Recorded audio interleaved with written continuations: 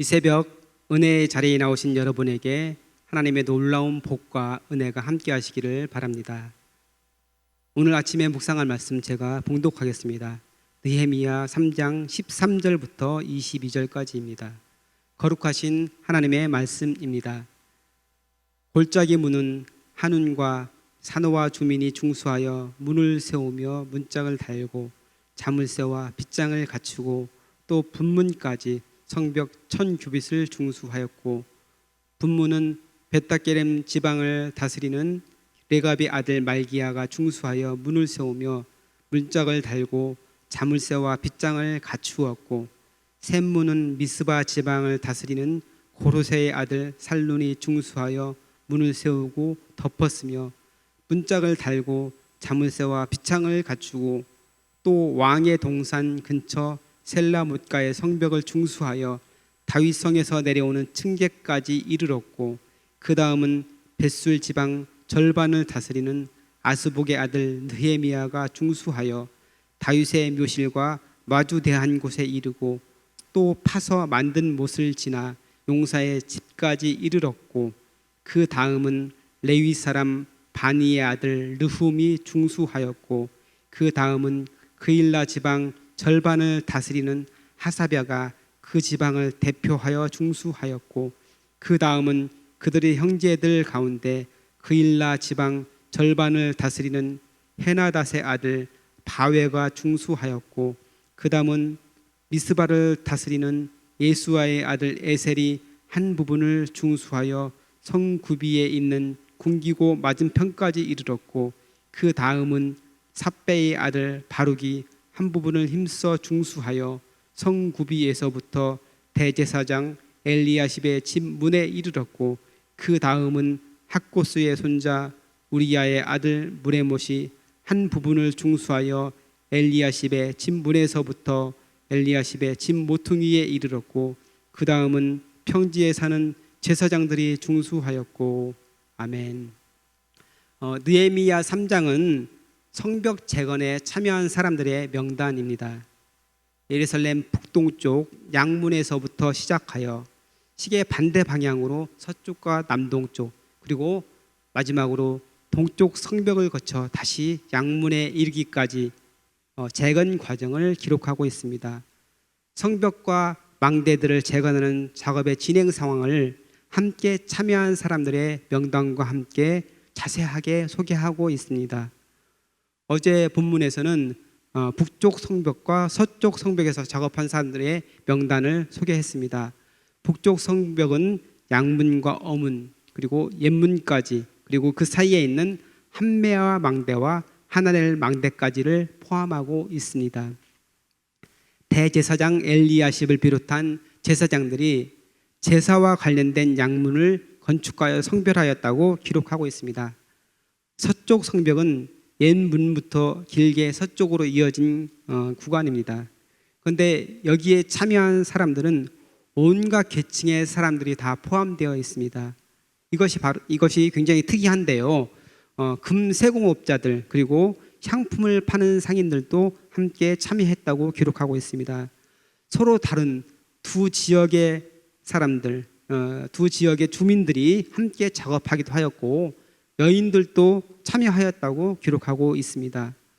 하나님께서 기뻐하시는 거룩한 사역에 남녀노소, 빈부귀천 할 것 없이 다양한 사람들이 참여했다는 것이 매우 중요합니다.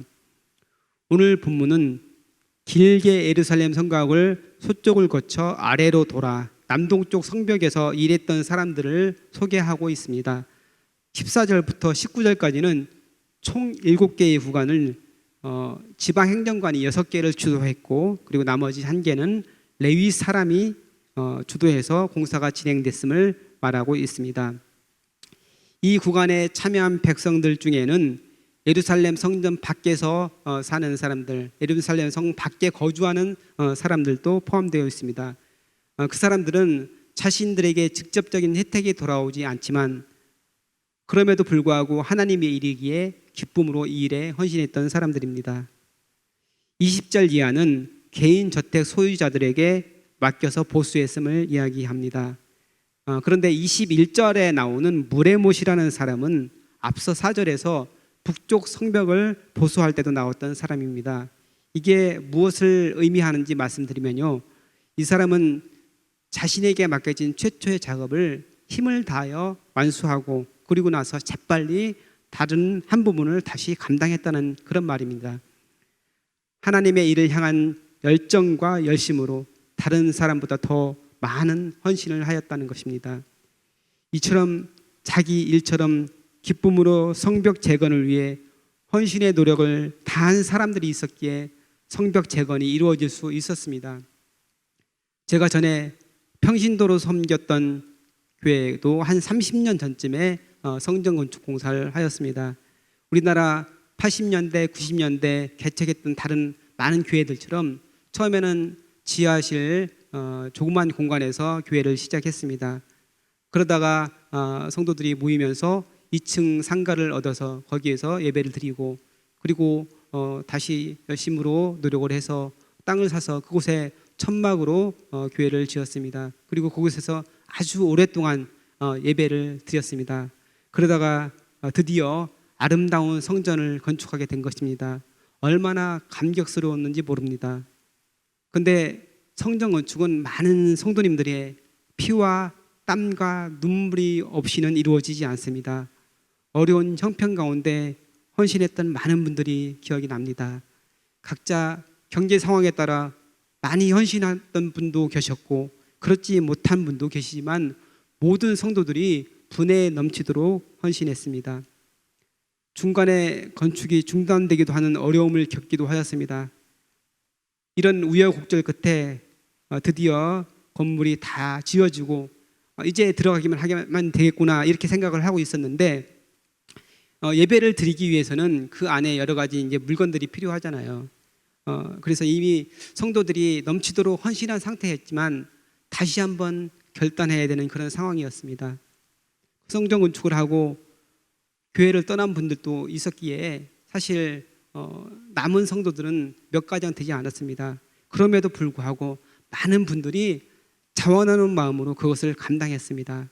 오르간, 피아노, 음향기기와 같은 고가의 기물부터 시작해서 강대상, 세례기, 성찬기, 십자가, 종, 성가대 가운 이런 것들 여러 가지 그런 기물들을 어르신 권사님부터 시작해서 젊은 청년에 이르기까지 기쁜 마음으로 헌신했던 것을 제가 기억하고 있습니다.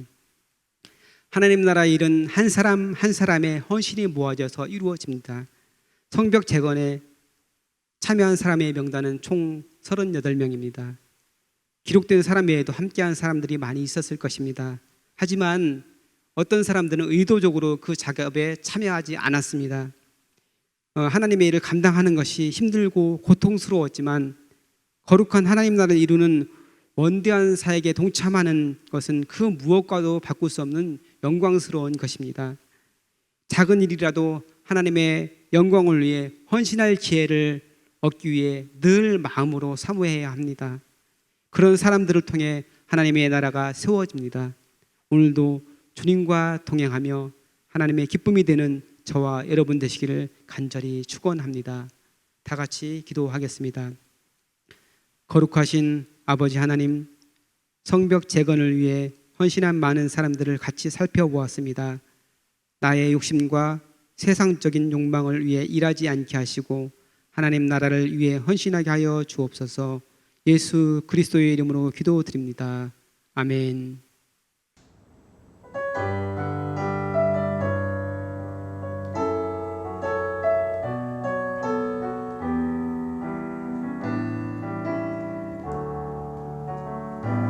주님 내가 여기 있사오니 나를 보내소서.